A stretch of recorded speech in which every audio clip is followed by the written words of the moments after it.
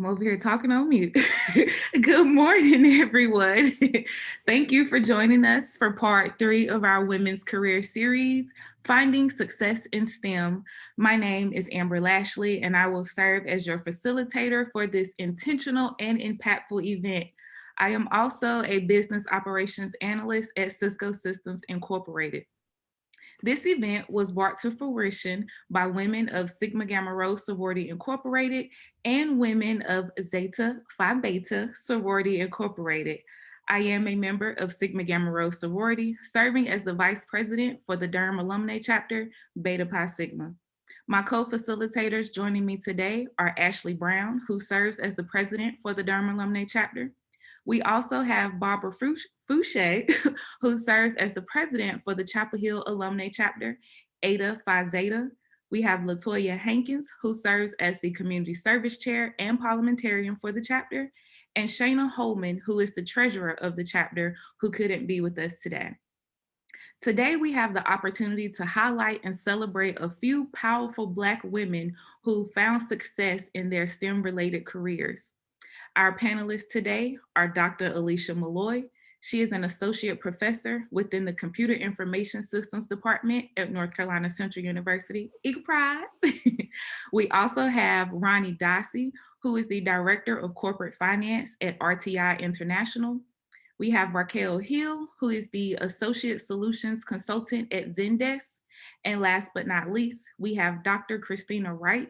She is the Senior Process Engineer of Gene Therapy at Pfizer. Today, these women will share their journeys, obstacles, successes, and so much more. So please turn up your devices as we prepare to be enlightened and encouraged.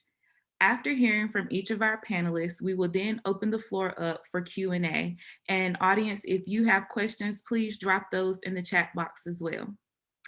So without further ado, we will now hear from one of my all-time favorite professors, Dr. Alicia Malloy.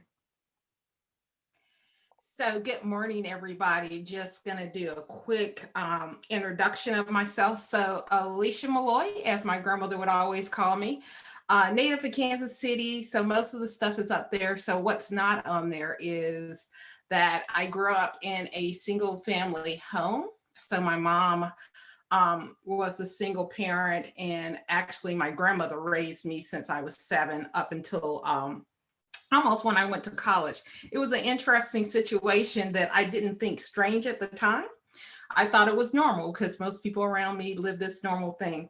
My grandmother had a high school education. So one of the things that she always taught me was the only thing that no one could ever take away from you was your education. So she was a firm, when I say firm believer in education, so much so that she believed that even though I got all A's, I had a 3 in conduct.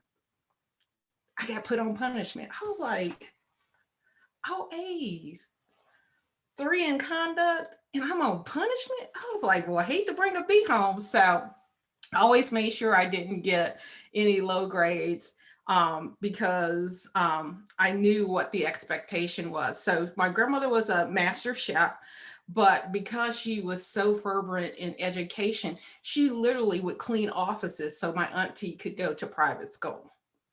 And so when I saw her be able to do that, I knew that, in fact, education was something I needed to do. And so when I went to college, she says, okay, baby, you going to college. Remember who your folks is. And so literally I went from an all black community, all black high school to the United States Naval Academy. And that's like polar opposites. So I got to the Naval Academy and I remember calling my grandma. I was like, Gang, there are a lot of white folks up in here. And she's like, yeah, so you be the melon and you just pop your son all the way through your school. And I was like, but Gang, they actually did chemistry projects in chemistry. They just didn't sit in the lab and read about it. She's like, okay, well, use your imagination and catch up. So it was always that drive that drove me. And so I remember when I was graduating from the Naval Academy, by then I just fit and tired to graduate with an engineer degree. my grandmother came up to me and she says, "Baby, you're the first person in our family to get a degree. Don't be the last."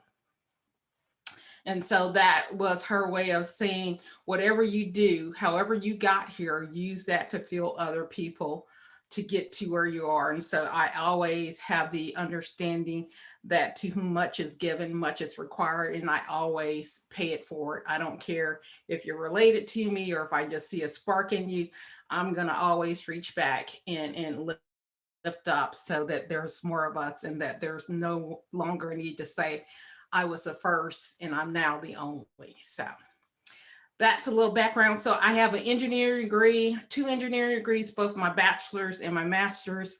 Then I went to the dark side, as people say, and got my PhD in business, in computer information systems. Been teaching for 20 years. I know I don't look like it. I know. But that's after having almost 11 years of military experience. So I've been around and I've seen several industries. And the whole thing that I get, and hopefully everybody will talk about later, is when people walk in the room, they're not expecting me to be the expert in technology. They're expecting me to be the secretary. They're expecting me to be the admin, or expecting me to be anything but the technologist. And that's always one of the things that I open up with. Don't let what people say is impossible limit what your possibilities are. So with that, I'm gonna end, unless I'm assuming we're gonna shift around. So Well, thank you so much, Dr. Malloy. Just a fun fact here for our audience. Dr. Malloy was my professor, as well as Ashley's professor when we attended North Carolina Central University. And she really does pay it forward. She does reach back. I can honestly say that I would not be at Cisco had it not been for her. Ashley would not have gotten this far in her career had it not been for her. And just, your grandmother putting all of that knowledge and wealth and inspiration into you, I think we can all agree with that. Our grandparents came through a different era. And so we have the opportunity to, kind of move freely within the education world. So never limit your possibilities, like she said. So thank you, Dr. Malloy, for sharing your story. So next we will hear from Dr. Christina Wright. She is a senior process engineer of gene therapy at Pfizer. So Dr. Wright, the floor is yours. Thank you so much. Good morning, everybody. This is wonderful. This is a great way to start off a weekend, is just seeing all these wonderful faces. So I just wanted to say thank you, first of all, to the hosts for inviting me to be part of this panel. This is huge. And it's something that I really feel like can be impactful. When we talk about STEM and being a scientist, being an engineer, being in technology, and being in mathematics, and really the influence that we can have, especially as women of color, on our youth, and just providing those faces, and normalizing all of this, right? Like, it's great that we're able to see, for example, I'm up in Massachusetts right now, and the first Black female mayor was just brought into position this week, and that's amazing. But how amazing will it be when the next generation can say, oh yeah, I mean, of course she was.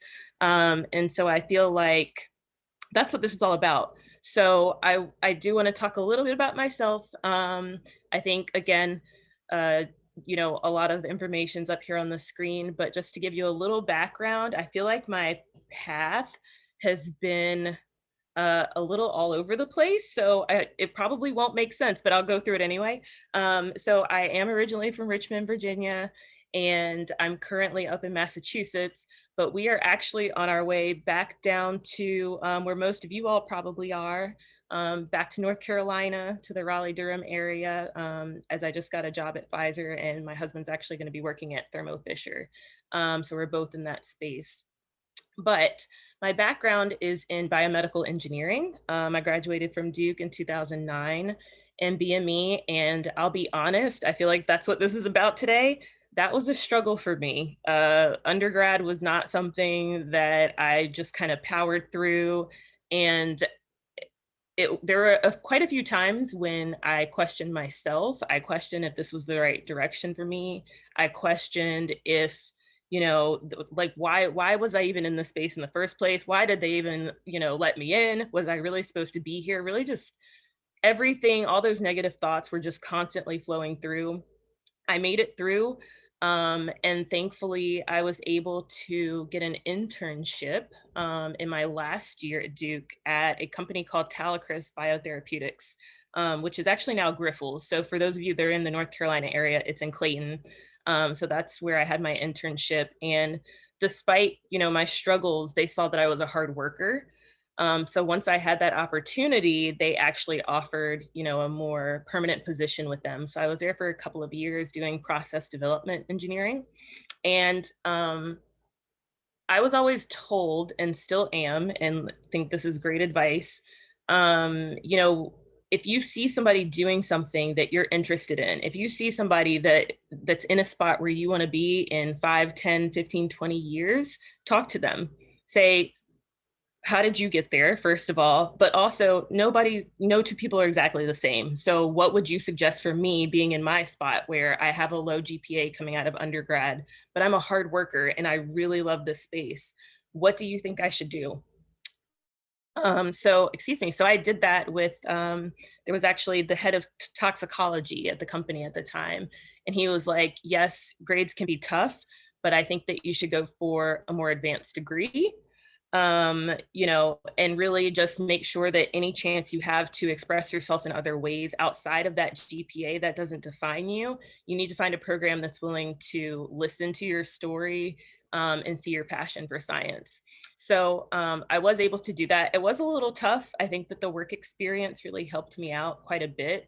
But I ended up at Marshall University. Most people know it from a movie with Matthew McConaughey, but it is in West Virginia. I'm going to leave it at that. And it was it was a great program in biomedical sciences, that I earned my PhD, and I started doing a lot of research on endometriosis, which is a honestly funded, understudied disease that affects a lot of women, results in infertility, results in pain, and it's really different for each patient. But it was something that I really became passionate about, and I wasn't expecting that. Like for me, school is school, and I was like, okay, this guy told me that to get to where he is, I need to go to school for a few more years, so I'm going to do that. But it was something that really grabbed onto me, and I was like, I feel like I'm doing something that's making a difference. So yes, like I'm chugging along and I'm trying to better myself, but also I can see that these patients appreciate that we're trying to help them out. Um, so that was something that when I was given the opportunity to go to Capitol Hill as a graduate student and lobby not only for biomedical science funding, but also for women's health. We weren't really necessarily supposed to be lobbying for our own personal research and our own causes. But if somebody's going to bring me into Capitol Hill and let me talk to legislators, I'm not going to sit there and read from a script and be like, I think that you should give us money for this reason. No. So I was like, yes, we need funding. Like science needs support. We need support as students, as Black students, as female students. These women with endometriosis need more funding for research so that they can get some sort of support, because something is not right. There is a reason why all of these women are still struggling, and something needs to be done. So, whether or not that made a huge impact on those legislators, I really am not sure, but I know that being able to have that opportunity allowed me to kind of speak to other students about that. And they were like, oh, I want to be a part of that program. I want to do something like this. So if anybody here is interested, let me know after all of this. And I'd love to kind of share how I went down that path.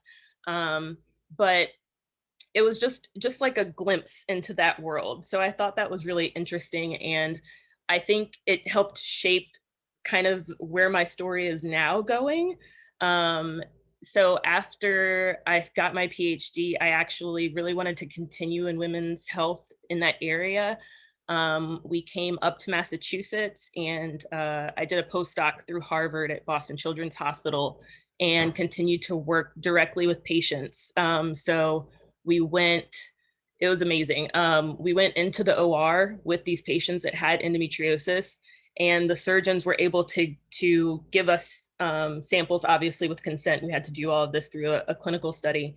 But I could take the samples from the OR straight across the street into our lab and start doing these amazing studies, things like CRISPR and gene editing and all of this amazing stuff that's really coming through right now in science. We were able to do that at the lab with these patient samples.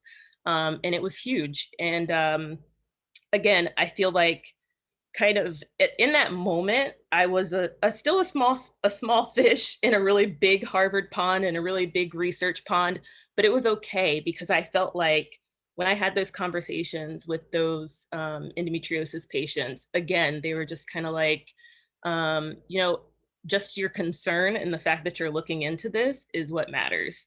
Like we appreciate that somebody is looking into this because sometimes we feel voiceless, sometimes we feel unheard.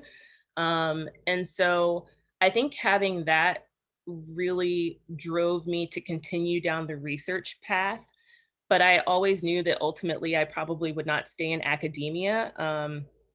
I wanted to still have an impact, but I wanted to be able to kind of circle all the way back to when I kind of started out at Talacris.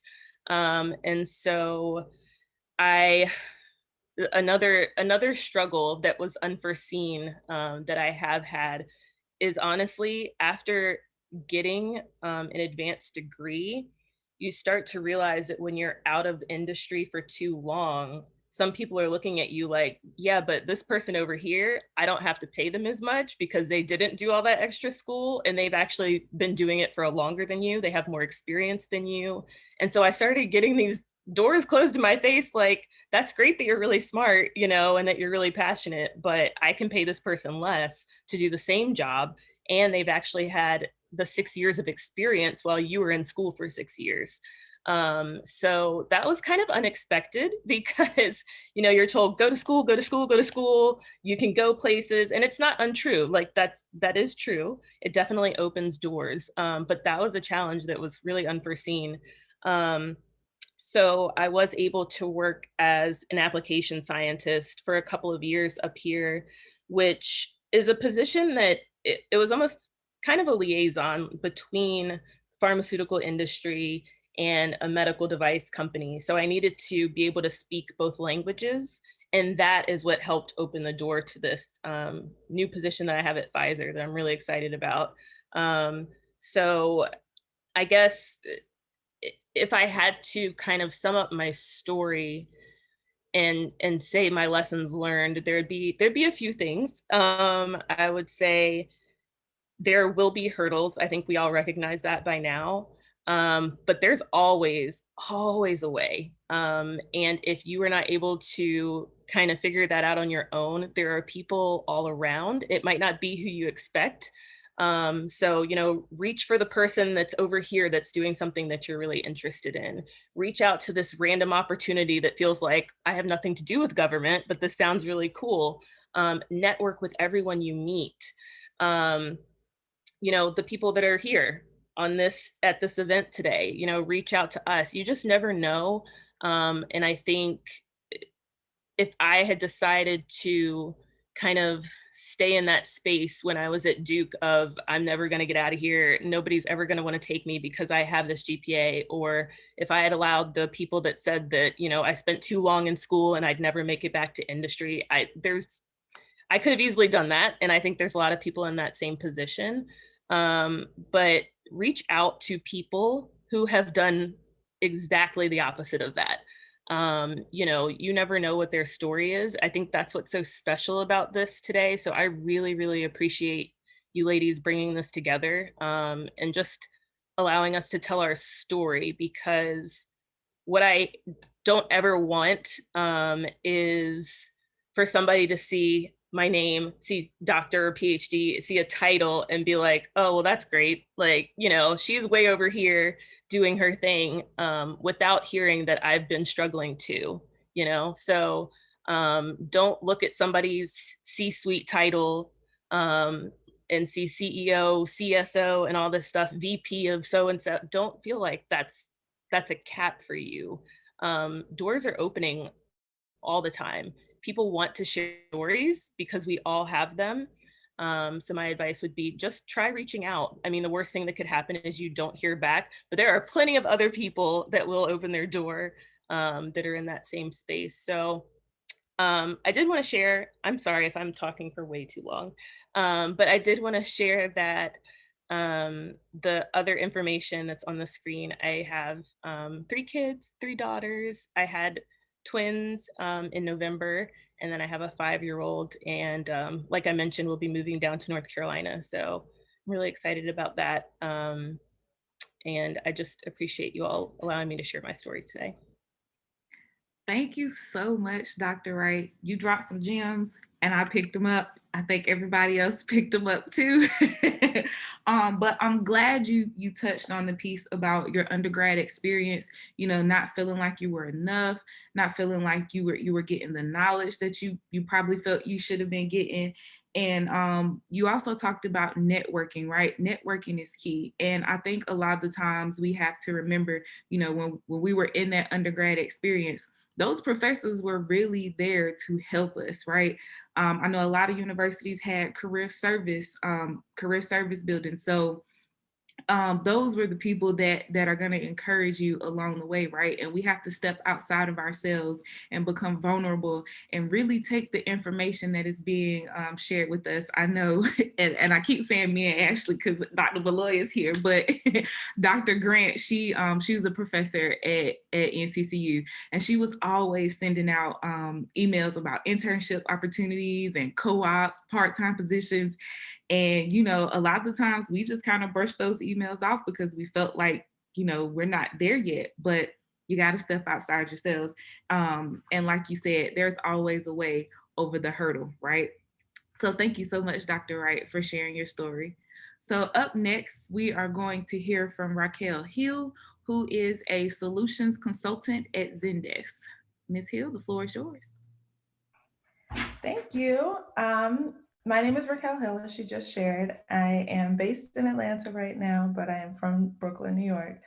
And I'll just share a bit more about my story and my connections to Dr. Wright, who just spoke on this call. So when I was in high school, my grandmother had Alzheimer's disease. And at the time, dementia and Alzheimer's and just the path wasn't very.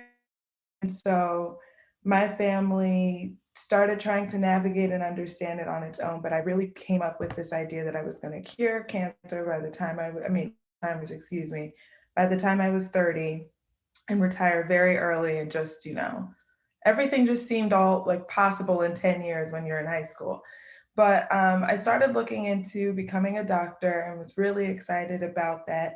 And then, sort of exactly like what Dr. Wright said, I started asking questions about people who were doctors. Shadowing opportunities arose, and I went to 1 or 2 of them and I was like, this is absolutely not for me. I don't like blood. I don't like extra fluid. I'm like, this isn't it.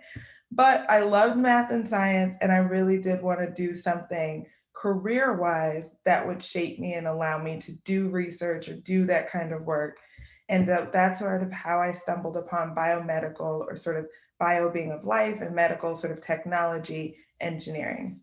And so applied to a bunch of schools and landed at Duke University also, and was excited to just join that sort of history of success at Duke, but then also really, again, excited to tackle everything that you're learning in these math and science classes.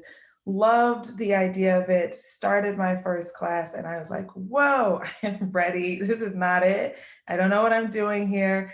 And by my sophomore spring, every other Black woman in my program had dropped out, and all the other Black men in my specialty were gone.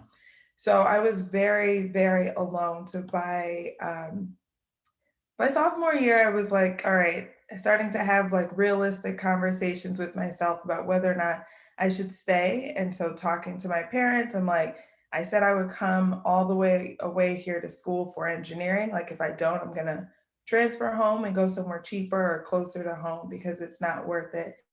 And then I met Dr. Christina Wright, or Tina Ray at the time, and everything she said about how she navigated Duke is true. She definitely was an example of, I this is hard. This is something we have to figure out. But Tina was the year above me. And when there was no one left in my class to like ask questions or at least feel like I had a community for or with, Tina was my go-to of like, have you taken this class? Have you seen this professor? And I think I started to understand because I didn't have Duke legacy like many of my classmates did. They had like textbooks or homework or siblings who had taken this class before. And so they knew sort of their ins and outs of navigating that space. And I didn't have that. It was just me down there. Didn't have like my parents who went there as well to, who knew and in that way. But navigating and networking with the classmates, I think made all the difference. People like Tina, people who are in your program, those mentors, the deans who are in the school, they really started to lean in and say like, hey, you want to study abroad, you want to, these are the things I said I wanted to do personally at Duke. This is probably the best way to do it with your classes. And I would say don't shortchange sort of leaning in and getting advice from people. Definitely get as much as you can and then parse through what actually makes sense for you. I think the opposite often happens where we're too scared to ask for help and then we don't have any information and you're kind of just guessing what you think would be the best bet. So I navigated Duke, really crawled out to just get out and graduate, and I did. And I needed a break. I wanted to continue on with school, but I really think if I had gone straight, well, I actually know if I had probably gone straight from undergrad to graduate school, I probably would have dropped out. I was really mentally broken and didn't have the confidence that I actually could perform in engineering, given how Duke was just so much of a struggle for me in that engineering program. So I started applying to grad school, but in in the interim, decided I would take a break. I come from a family of teachers, and I decided to also go into teaching for a few years. And I taught high school chemistry. And I think that right there gave me the confidence to apply to graduate school. You're constantly answering questions or thinking outside of the box, or if I explain this one way and the student doesn't get it, how can I creatively come up with a second way of explaining it to connect the dots and maybe make it clearer for that student or for the next period? So I found myself consistently reinventing how I was approaching or explaining or training or teaching a concept. And by the time I went to graduate school, my GPA skyrocketed because I was always thinking, how would I teach this to my students? I don't get this. I'm reading this. How can I break this down and then build it back up to make sense? Because if I was teaching it, I'd have to do that. And that's how I started to study. And it transformed everything about how I approached engineering and also how I loved engineering. And I fell back in love with the math and sciences. I ended up graduating early and scrambling for a job because I didn't expect to get kicked out of the nest of school so early and now needing to find somewhere to land. And so started applying to medical device companies. And I was really excited because I had done so well in graduate school. I really was excited for the ability to be at the cutting edge of technology. And I started going on interviews and again found my spirit broken. I had some of the most disrespectful experiences in that space where rather than looking at what I had just accomplished in graduate school and teaching and the accolades from that, they kept harping on my undergrad GPA. And I was like, well, I'm years out from that at this point. Like, they're like, oh, well, we're concerned about how you could perform. And in that moment, I realized again the power of your village and the support around you to remind you of the things and the hurdles that you've already overcome. And so as I started applying, I realized as you apply to schools, as you apply to jobs, it's definitely a two-way street. If you're applying somewhere and you don't feel welcome in the interview process, that's probably not somewhere you want to land and work and share your gifts and put your energy. And once I sort of started to shift my thinking around that of, as much as I need a job, they actually need me. So we're just knocking people off the list when they're just not what I would want to work with on a day-to-day basis from the 2 hours I've already spent with them. And I landed at a great company and moved to Dallas, worked there for a few years, and I was in the operating room programming devices for pain management patients. And that again combined the ability to just teach and train, but also engineering, because I had to start quickly thinking on my feet. Once, a patient wasn't sedated and was up, help them out, and then end sedation, after sedation, excuse me, be able to make sure they and their family felt both comfortable with the device, but empowered to ask questions. And I think more and more we see in the medical field, we just sort of take the answers that doctors give us without questioning them or without pushing back. And I really tried to make sure I was an advocate in that space of, if it doesn't make sense, I will stay here longer. Like, I'm not doing my job, kind of like teaching. If I tell you something and it doesn't make sense, that's not where this should end. Like, you need to ask, or you need to probe, or I need to do my job better to make sure you understand what you have received. And so really loved the medical device space, but it's not at all diverse. I was the only, yet again, the only. And I think although there's sometimes pride and peace for some people in being the only, on the flip side, it's very lonely. It's highly scrutinized. You are there. Your hair looks out of place. If something comes up, you're late. It's a reflection on all of us, as they sometimes would say.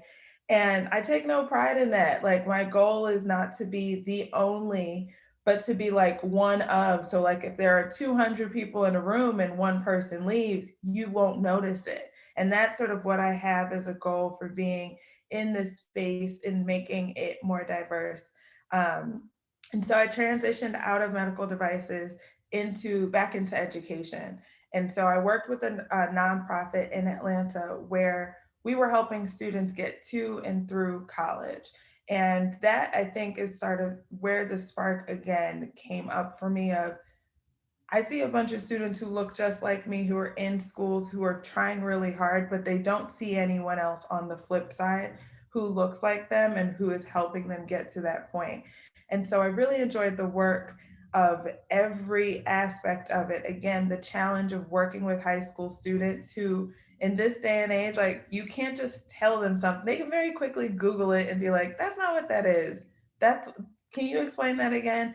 And I think that pushed me, because I constantly had to, again, I had to learn because I had to keep up with what they were doing, but they also had to pull out my own story and candidly share it. Because as Tina said, or Dr. Wright said, people see your name or your title and they are like, oh, well, she's doing this. Like, that's so hard. I'd never get there. Assuming all of these things about like how well I did in school or how or where I came from.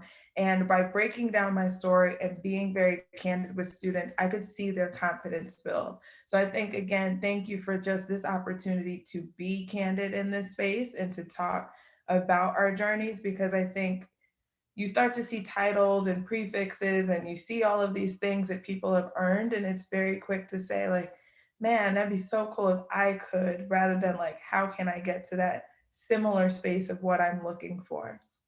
And worked there for a few years. COVID-19 hit and they let go of my position. And I think in the moment it was probably a shock for about 1.5 seconds. And then I was like, this is really my season to go back into technology, because I've been praying to find a transition. I've been told I've been out of the industry for too long with education to go back seamlessly. And there were so many people who were just like, yeah, you probably have missed the mark or a bit too old to do blah. And I'm like, I'm not that old to do anything. So I kind of just put all of that to the side and hit the ground running with, again, looking for a job where I thought it would be a good fit. And I landed at my current position at Zendesk, where I build out platforms about customer service. So if you've ever ordered something online and you either need to call or email or text or phone someone to return it, and they call and they're like, hey, hi, Mrs. Hill, see you ordered this last week. How can we help you? All of that context comes from our platform. And so I build that out to not only just do the education piece of how they can use it, but also the engineering piece of all behind the scenes. And it is probably the most joy I've had in a long time with like coming to work, being challenged, but then also, excuse me, the interview process for me, I fought for what I started to understand my worth was. And you'll be surprised that, again, once you sort of even have a brief range of where you think you should land, people will meet you there. And it works in both ways. Like when I didn't know my worth and I was like, oh, I'll take $10 and work, overtime, 2 weeks straight, flying nonstop. They will give you that $10. Like it's very interesting the minute my mind shifted to like, this is the bottom line of what I will accept for a work environment, for a team, for a manager. And then lastly, for my home life, everything started to shift. And so I've been very blessed and very, very, very grateful that a lot of what I've prayed for, a lot of what I have been very intentional about has started to come to fruition through this work, through my personal life. I live in Atlanta. I've been married for a few years to a wonderful man who consistently is like, yeah, you said you didn't want to do that. Why are you doing that? And I think, again, as you talk about your village, you have to have people who pour into you and remind you, like, this was your goal. You're not going to settle here because you have this hiccup. So whether or not it's family, friends, or just honestly, I've had some strangers and students speak into me when they didn't know I needed to hear that and they just casually said it, and it still sits with me now. But by no means was the journey linear. I think that's often a misconception that we all end up in these positions, taking one step right after another. But it's definitely been worth it to be on the side now and have this opportunity to speak through my journey thus far. Wow. Thank you, man.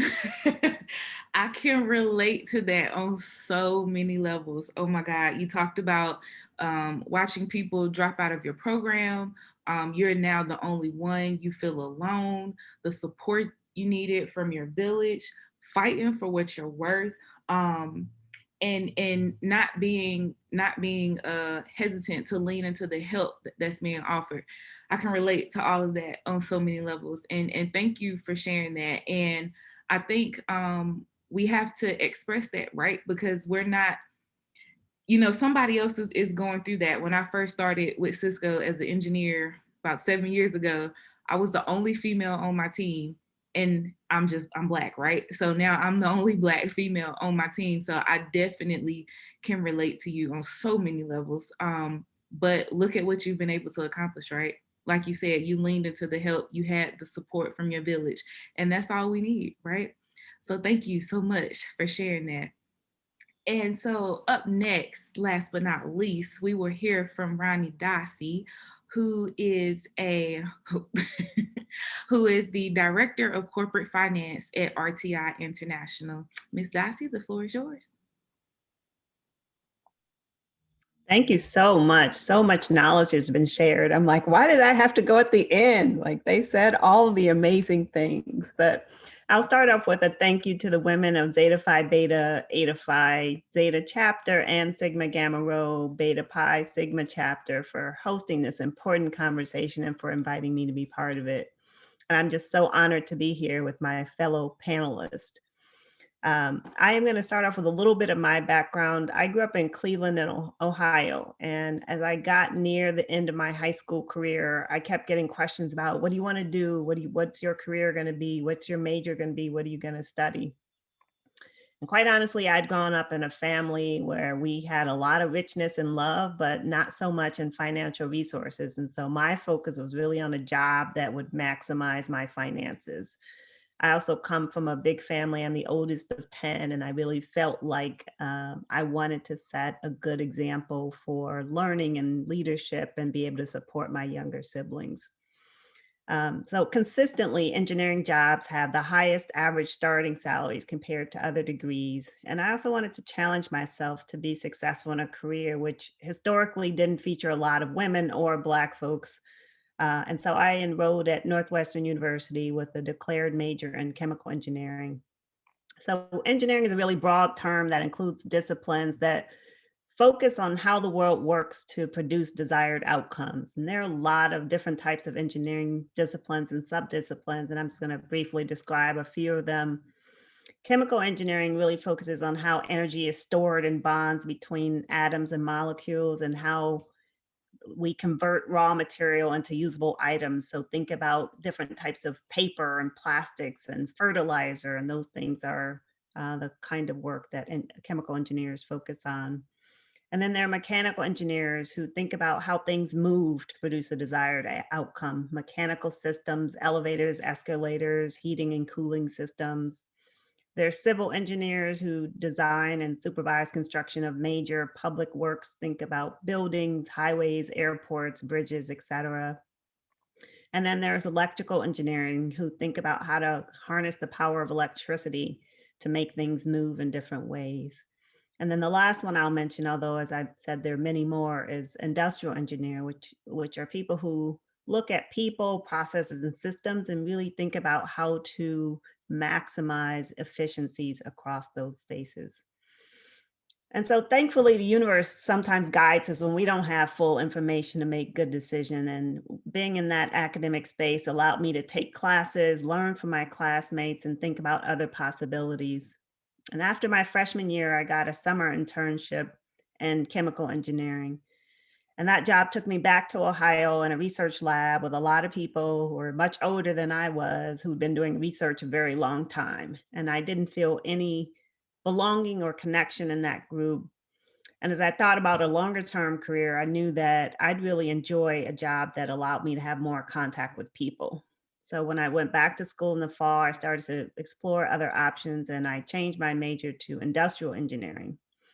And I can definitely relate to what Dr. Wright talked about related to the questions you have when you're in this rigorous space where you don't see a lot of people who look like you as models of success, and you have a challenging academic field and your college experience is different from most of your peers who seem to have much more fun. I remember Thursday nights when the parties would start and my friends would call and say, let's go to this party, let's do that. And I was like, yeah, I'm an engineering student, we don't do that. And so I would say challenges in engineering for me were really about the lack of representation that built my confidence that I could be successful in that space. And then, access to resources. So I think about the school that I came from.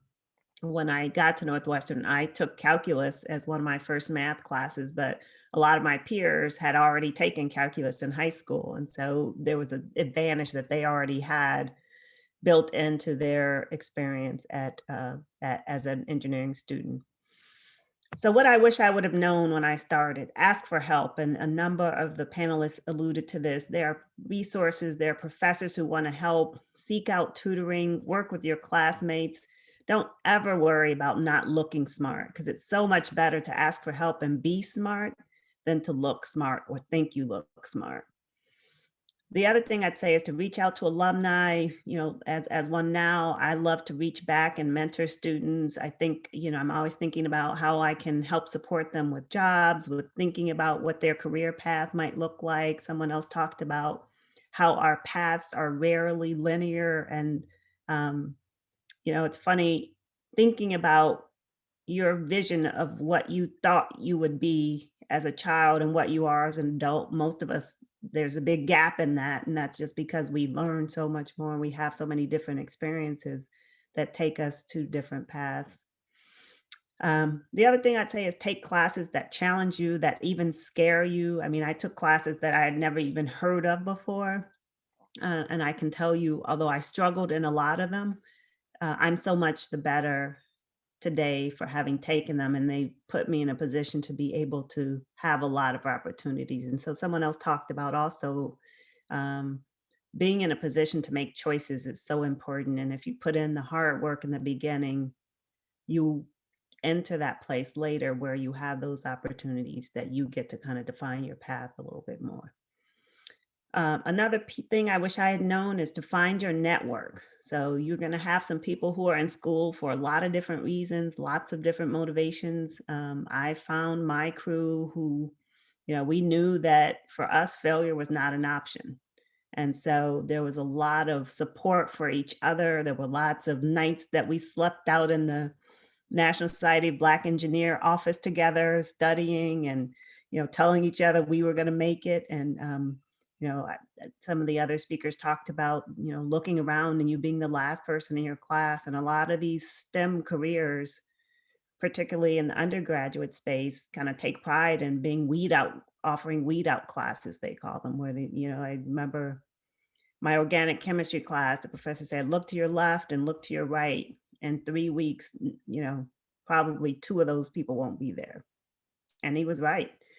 And so I think that there's a couple of things in that, which is the schools have to do better to not try to fail people and have better learning models, but also that it does require persistence and building connections with people who will kind of pull you through. And I can tell you, my college experience was quite some time ago, but I have such deep connections with those people who we survived the engineering experience with. And then Raquel said something so important, I hope I'm pronouncing your name right, which is know your worth, right? So that it's really easy to be in that environment and feel like these guys took calculus before me and the professor likes them better and I'm the only Black person and I just can't do it. And you can. And so, it won't be easy, but it's very much worth it. And as I think about the benefits of a STEM or engineering career, to me, the biggest one is it just gives you such insights and ability to think critically about any issue. And I will say my engineering background prepared a lot of different types of careers. So some of my friends now continue to do engineering work. Some of them are in the finance world. Some of them are in medicine. Some of them are attorneys. Some of them are teachers. And so I think it's really one of the best foundations, just in that it really gives you that base to just think really critically. And then there's also the monetary side of it. I mentioned earlier that engineers particularly have some of the highest salaries, and you're seeing that in a lot of the different disciplines within STEM and computer science and coding and technology, which really has a really high market demand. And so thinking about giving yourselves choices, STEM careers are really good foundations to do that. So the next step in my story, after I graduated from Northwestern, I worked for Georgia Pacific doing some industrial engineering management in a manufacturing environment. I was really, really fortunate to meet a really fantastic mentor who my plant manager and who is one of maybe the only Black manager I've had in my career. And he really helped me a lot with some of the informal ways of working and sort of things that you do at work that people might judge you for that you don't even know are kind of rules or practices. And then he left to go to a company called Stone Container and hired me to come and do capital management there. And I was responsible for a capital budget with about 50 manufacturing facilities. And then after doing that for a little while, I really thought about putting together what I had learned working in engineering and technology with the business side of the story. So I applied for graduate school and earned a degree in finance and accounting from the University of Chicago. And most of my career since has been in corporate finance and strategy. But really my engineering learning prepared me to be here.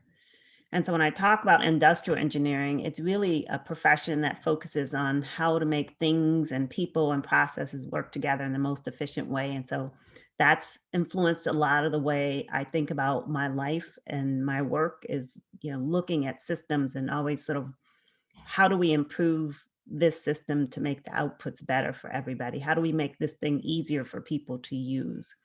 And now in my corporate finance and strategy work, it's the same thing, like looking at my process across RTI and saying, how do we make this work better? How do I think about the psychology of the people and how people are feeling about what kinds of changes are happening in the organization, and help prepare that so that we have better outcomes on that we take us toward our mission. And then just thinking about how you get there for engineering or STEM careers, it's really a heavy emphasis on math and science. I took a lot of psychology, I took a lot of calculus, biology, chemistry, physics, programming, and it's a heavy, heavy dose of persistence on top of all of that. There are supports. So I was a member of the National Society of Black Engineers, and they have really fantastic networking. And when you're looking for models in the field, a lot of them are there. There's a Society of Women Engineers, and then there are a number of other organizations for the general populations that support these careers. There are also a number of scholarships. And, I think, again, just continuing to build your network of supports helps uncover what some of these resources are. So I'll stop there, and thank you again for having me here. Thank you so much, Miss Darcy. That was great. I'm just able to relate to everything that everybody has said today. But you again talked about asking for help, so you can be smart, not thinking you're smart, but so you can be smart. Again, stepping outside of your comfort zone, taking those classes that scare you. And Ashley said it best. Yes, Dr. Malloy's networking class scared the life out of us. We also had some programming classes that scared the life out of us. And finding your network, right? Who is going to be your support group? And Raquel also talked about it too, your support village, right? So thank you, ladies, for sharing your story. So at this time, we're gonna shift to our Q&A. So audience, if you have any questions, please feel free to drop those in the chat box. I believe there's also a Q&A box you can drop your questions in, so please feel free to do that. So to get started, and any one of you can take this question.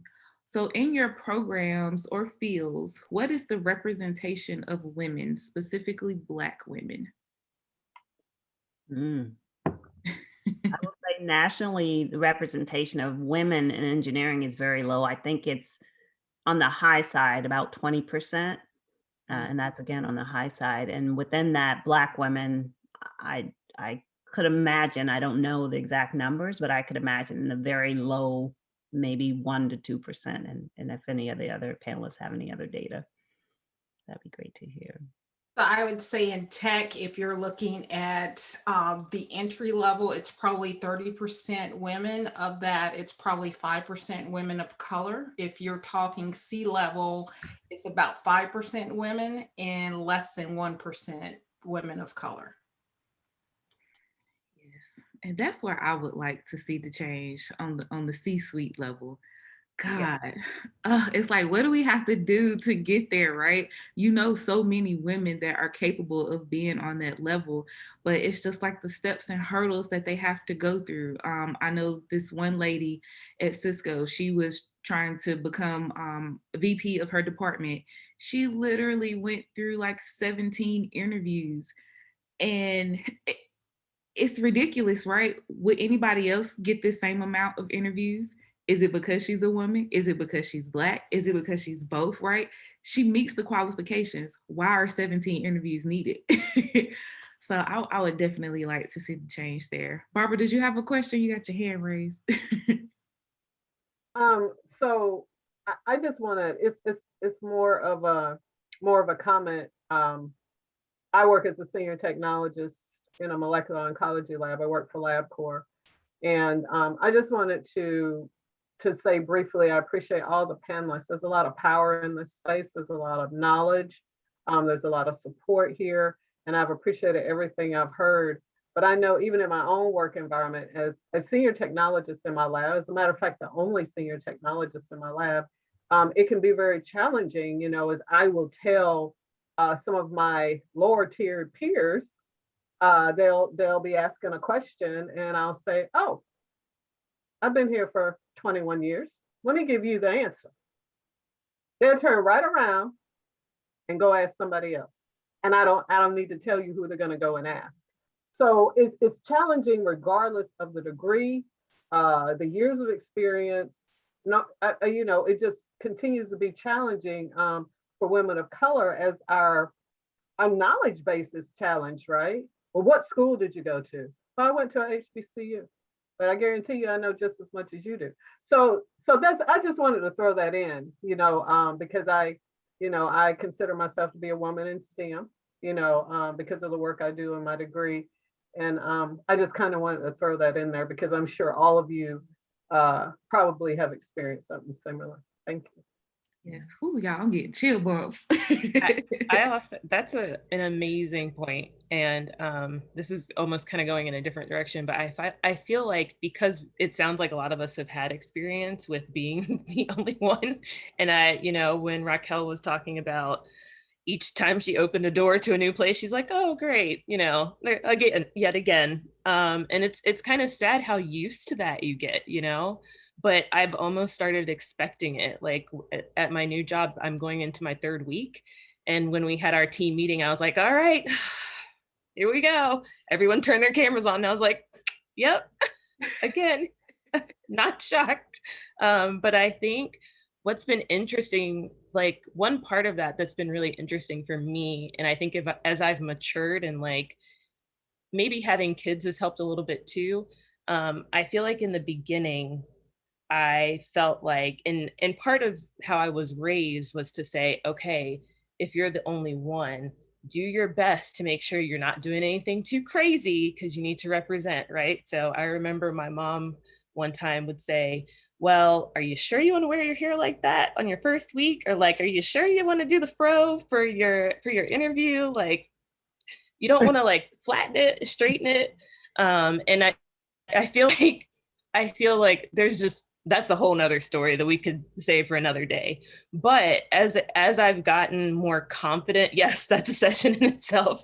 As I've gotten more confident and like realized who I am, even if it has nothing to do with the job anymore, but at my last position, there was a while where I really just wanted to wrap my hair. 1, because I just didn't feel like dealing with it, and 2, because I thought it was cute. And I literally battled for weeks. Like I bought all these wonderful wraps and I had these great knots. And I was like, are people gonna look at me funny since I'm the only Black female out of 110 people? Like, what's gonna happen? And honestly, it took one person, I think, just being like, who cares? Literally, that's all he said. So the next day I bopped right in and people were like, oh, all sorts of questions. We all know those questions and I got them. But honestly, I feel like just having that part of me shine through actually helped in a sense. I think it helped with my confidence. And if I'm going to be that unique Black woman in this group, then I want them to know that I stand in that, like I'm proud of it. So I'm not going to sit here and be like, I realize I'm the only one, so I'll behave myself. And I behave myself, but also like, this is me, this is who I am. So there's no reason for me to not have braids. If you want to ask me if it's my hair, go on, it's going to happen anyway. But like, it's been an interesting thing. And I see a lot of people nodding, so I'm assuming this has happened to a lot of people, but it's one of those things I've been reflecting on now that I started a new job. Yes, bring your authentic self. I feel like I thought it would. Like I would always tell other people that, but it's been harder than it should be me to do that. And I think that's like one nugget that I really want to tell younger people that are kind of behind us and coming through this is start early, start being your authentic self early.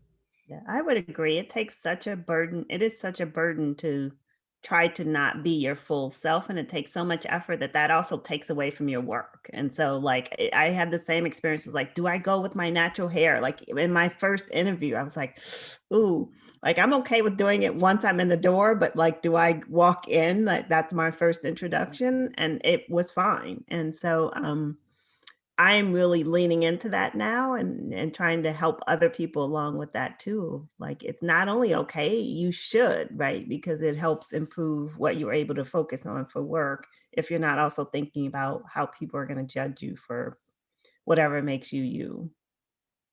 And I'd like to shift a little because it's one thing people viewing your resume. So by the time I got out the Naval Academy, I had gotten married. So Malloy is an Irish name. So if you see United States Naval Academy, you see Malloy, you see an engineering degree. When I showed up, they weren't expecting me to show up. So I showed up to some commands and say, hey, I'm here to report. And they're like, who are you? And I'm like, I'm Lieutenant Malloy. No, who are you? And it's like, I got a name tag on that says Malloy. And people would come to my office and they're like, yeah, I'm looking for Lieutenant Malloy. You know, she was so helpful. Do you know what time she's coming in? I look down at my name tag and I look up at them and I'm like, I don't know. They're like, okay, can you tell her to come see me when she gets here? Because I would really like to thank her. And I'm like, really? Y'all really think I'm gonna have red hair and freckles?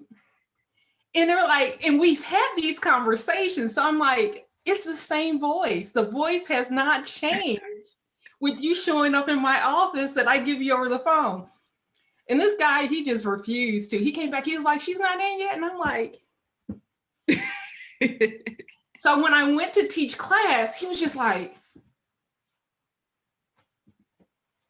and I was like, and he was like, oh my God, that's you? And I'm like, all day, every day, and twice on Sunday. And it was so horrible because then he became irate about, okay, so I'm sorry, it said you went to the Naval Academy. So what school did you really go to?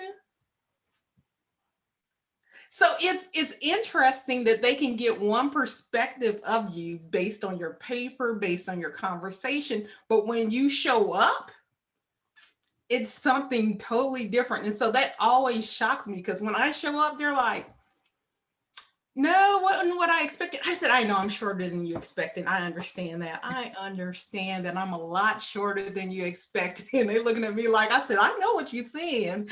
But it is also just breaking down some of those barriers that even if I have the credentials, once I show up, I have to show up a female and I have to show up Black. So that's how I enter a room. Then it's, let me check your credentials. I think you might have lied on your application. No, I'm good. Yes. Whew. Y'all, I literally have chill bumps over here. Oh my God. This is so great.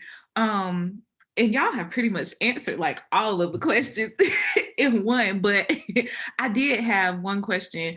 You all kind of touched on it when you were sharing your answer for the previous question. So you talked about being voiceless and, you know, kind of having to kind of fall in the background. So can you give us a time where you felt like your voice wasn't being heard, and how did you, you know, basically command the room, right? How did you move through that situation? Every in the room, because again, like most of us, when we were in these fields, we're the only, I remember being the only woman, the only Black person for most of my career.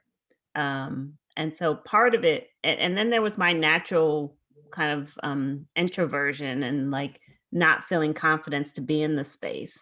And so part of it was for me making sure I had enough knowledge to comfortably speak up. And when somebody didn't hear me, or when somebody talked over me, or when somebody repeated the same thing I had said and got the credit for it, to say, yeah, can we just come back to the point I just made, which was, and so also looking for allies who, you know, we'd have conversations before we walk into the room, that their role was to validate me and to lift up my voice. And a lot of that was white men,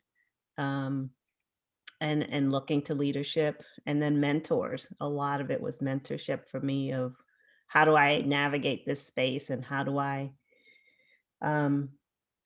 you know, not take personally some of these things that really sting and feel personal in that moment, and just, you know, move past that. I agree. One of the things that I remember being in the operating room, and like when you're setting everything up for surgery, I was like bent over and someone comes in and was like, hey, the trash isn't taken out yet. And I was like, Oh, I noticed that too, but like I just kept going with what I was doing and they repeated it and I was like, okay, well, clearly there's an expectation I'm taking out the trash, but all right. So I just sort of dismissed it, kept on going. Um, and when the doctor came in and the surgery started, and like now the anesthesiologist realized like I still haven't left, the trash is still there.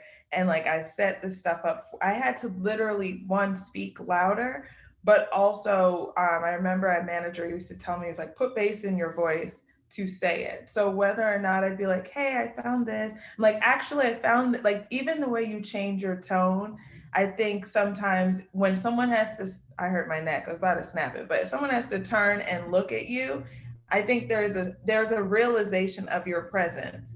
And sometimes it does take a lot of pre-planning. To Ronnie's point, I've definitely had coworkers who were either male or not Black, who I'm like, when I say this, I need you to agree so she can listen to the rest of my plan. So it does take sometimes a bit of pre-planning in that regard, where you know, sort of you count the votes before you get in there. So when you have that conversation, you have the platform to stand on. But it does take, I think, when you're younger, sort of your voice to drop. I think now that I'm older, I just sort of do it in reverse. And I'm like, they'll ask me something. And if I say it once and they ask me again, just like not believing it, I just don't answer. And I'm like, well, I'll let you sit with the first response of where did I know this. Duke is not, because I'm a fan, it says Duke alum. Like, I'm very intentional when I buy certain things now when they start questioning, like you said, Dr. Malloy, your credentials. Like, I've worked really hard to get here. I may not sit in that shine all the time for myself as I process it, but you're not going to diminish it because you don't want to see or recognize my presence in a particular room. Mm. Ooh, that was powerful right there. Mm. I just have a quick question. I noticed that in the answers you made reference of when you're going through the school, having those allyships and having those relationships. Can you speak to, now that you're in a professional setting, how networking and having, I guess, helps you go through going into the room and people look at you like trash out, or you saying something and someone looking dead in your face and not believing you because of the mouth that's coming out of not necessarily the answer that's given. Can any of you just speak to how that has helped you in the present time? And I can give you an interesting understanding. I decided that I wanted to go to HBCUs because I thought it was like Hillman College. So, that was always my end goal. HBCU is like Hillman College for the students. The faculty and staff, no. So that was probably the most shocking thing for me. So here again, I'm showing up as like one of the only. And so showing up, and I remember we had this faculty meeting, I was saying something and they were like, oh yeah, okay, whatever. And so the dean was like, okay, I have to go because I got to meet, with IBM. And I'm like, oh, okay. And so I'm walking down the hall after he just discredited all the data. He was crazy anyway. He discredited all the data I had talked about. I'm walking down the hall. I literally have to go to class. And so he goes, oh, and this is Alicia. And so Kathy goes, hey girl. And Kathy was white. She says, hey girl, we doing lunch later. She came and she hugged me. She's like, oh, and when you present at IBM next week, okay, can I introduce you? And so then my dean was like, oh, you know her? Like, y'all know each other? I said, oh, are you asking for money? I was like, Kathy, let's talk later. And so he was just like, oh. He was like, yeah, she's one of our finest faculty members. Come here. I was like, nope, gotta go to class. She was like, yeah, your class starts in about 5 minutes. I was like, yeah. So my friend who was an ally at IBM knew me better than my then dean did. And he was just like, afterwards, he's like, can we have a conversation? No, dog, because when I was talking to you at the faculty meeting, you were acting like I was ignorant. And you went from, why do you have to be so aggressive? But I was being assertive because why are we gonna do this when I got the information? So you called me aggressive, but now you want to be my buddy because I know the people you're trying to get money from. So it is getting back to that point, knowing your worth and knowing that they can't pimp you out. Because that's the other thing that they'll try to do. Let's bring our only in here to do the marketing and do all the interesting things. But it's knowing your worth, but also knowing your voice. So knowing, hey, you don't always have to understand me, but I know who I am, and I know who I am outside of what I do. And that's getting to the point of understanding networking and understanding that your current job might not be your last job. So how are you connected to people? And then how well do you want to fight each battle? And then what's important, the battle or the war? So for me, I was like, okay, you don't have to listen to nothing I say in this meeting. We cool. I know what I do. You know what you do. Cool. To now you want to be my buddy to, yeah, no, we good. So it is that balance of knowing who you are at the later stages in identifying that in others. So now when new faculty come and they talk and somebody tries to talk, what you ain't gonna do is talk over that one. Let her finish talking, sit down. And they're like, you so mean. I'm not mean, but if you let her talk, maybe we can cut this meeting down by half, okay? Let her talk. And it's becoming that advocate for that person when you didn't have one.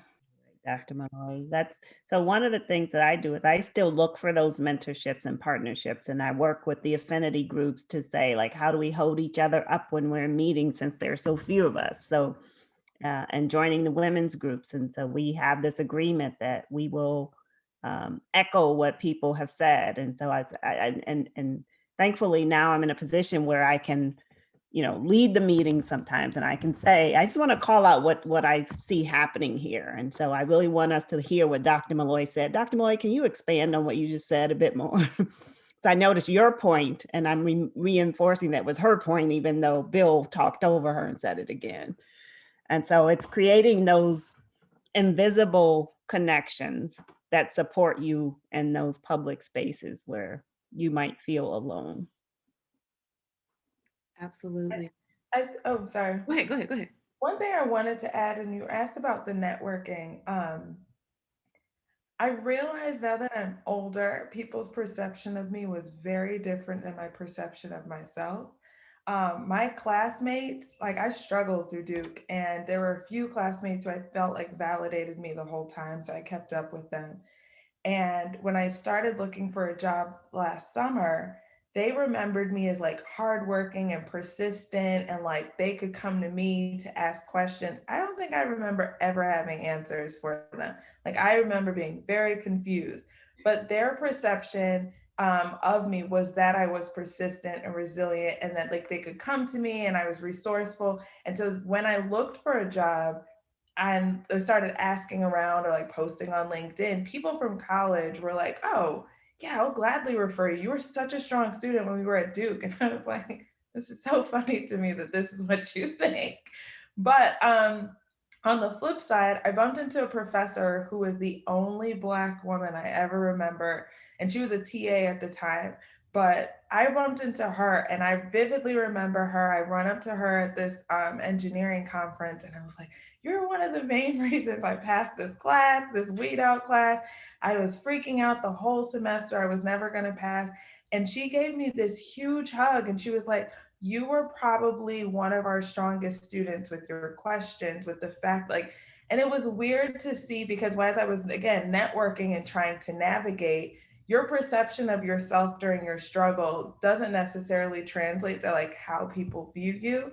And I think that's what's helped in networking now is that for me, people have seen me as helpful. Like, yes, I'll share my notes. I don't know what's on this page, but I will explain what I understood. And like, we can try and piece it together. And I think being helpful and being resourceful and being that kind of person has taken me further than being maybe a straight A student who like wouldn't have had to collaborate or ask as many questions to get through school or different work situations.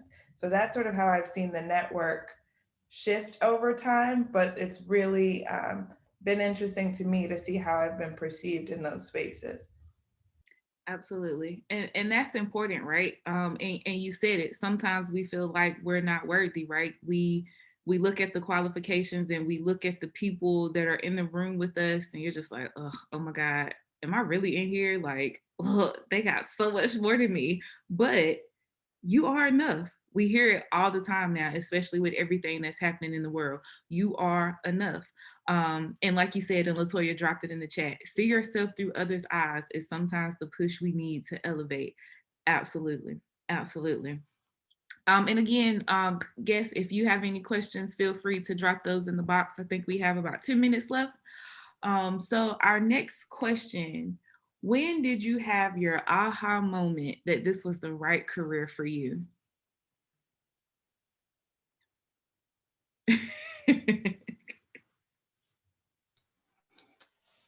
I would have to say I don't think I've gotten to aha. I think when I was growing up, people would stay in one job for forever.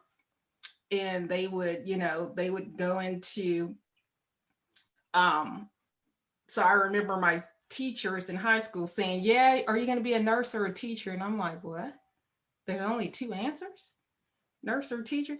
I think here what we've seen is I can pivot and use my past experience to do something new, and I think I love that freedom. So I think the aha moments come when I know that what I'm doing is no longer for me because I'm not making the impact versus aha, this is where I'm supposed to be. It's either aha, I need to learn more and learn to pivot, and aha, maybe the season I'm currently in needs to go somewhere different for me to do all that I want to do. Because for me, it's all about impact in bringing people along with me. So when I feel like I'm no longer making that impact just because of what's going on, sometimes it takes me longer to do the aha, it's time to shift. But I think in me, or because you have to say Navy, telecommunications, education,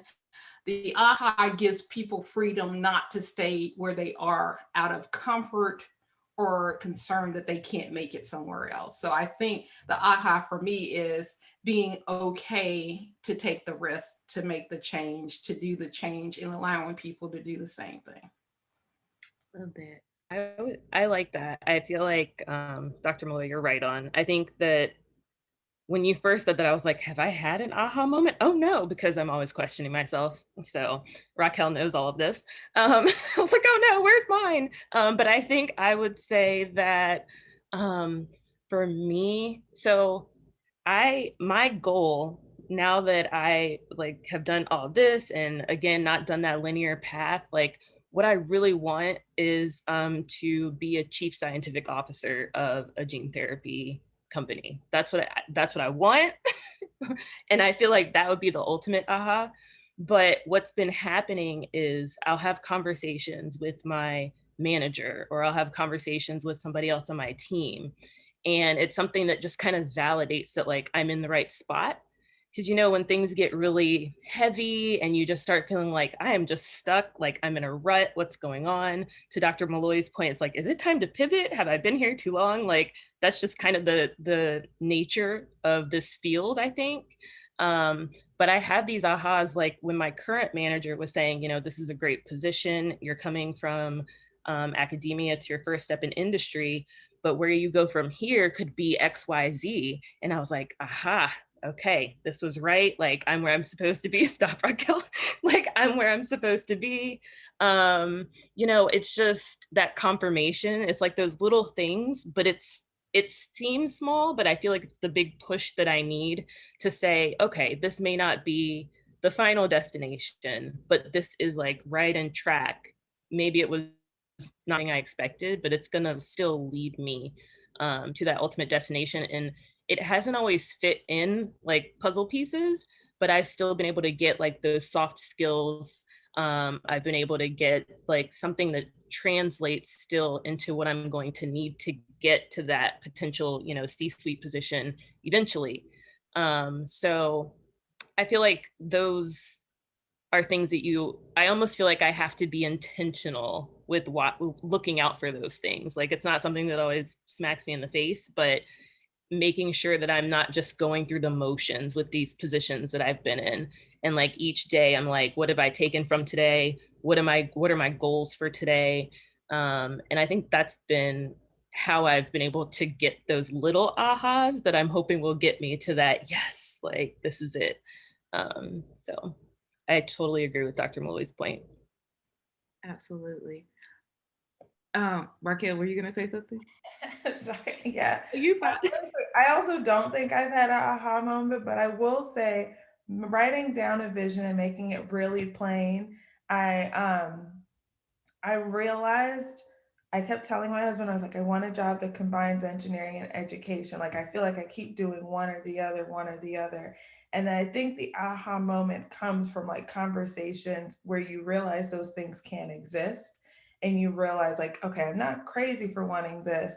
I just need to, like you said, be intentional, Tina. So I would say, for those of you who are watching who like don't know what you want, but you know all the things you like doing and you know all of the skills that you have, I would at least write that down. So then when you know what you enjoy and what you're looking for, when it comes to you in an internship or a conversation, like you can start to connect the dots for yourself, which I do think helps make your direction or what you could do next a bit more. Absolutely. So, Ashley, I'm going to come to you for a second. So, Dr. Molloy, you talked about, the pivot, right? And I think 2020 just opened our eyes to so many things, right? We realized how comfortable we were. And I think even before 2020, we kind of got a little monkey on our back and said, okay, it's time to make a change, right? I'm about to make you feel uncomfortable.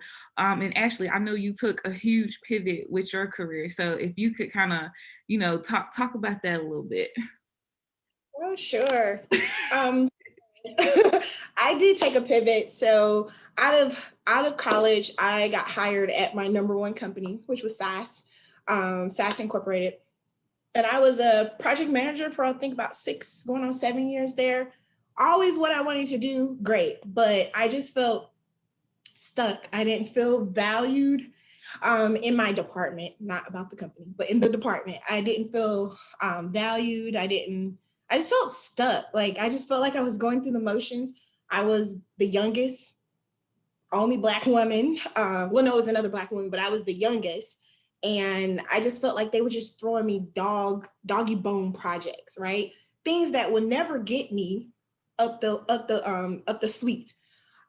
Even though I'm doing great work. And of course they didn't want to let me go because they keep, increasing salary, but you're not giving me what I need to build out my skill set. And so one day I was just like, I can't do this anymore.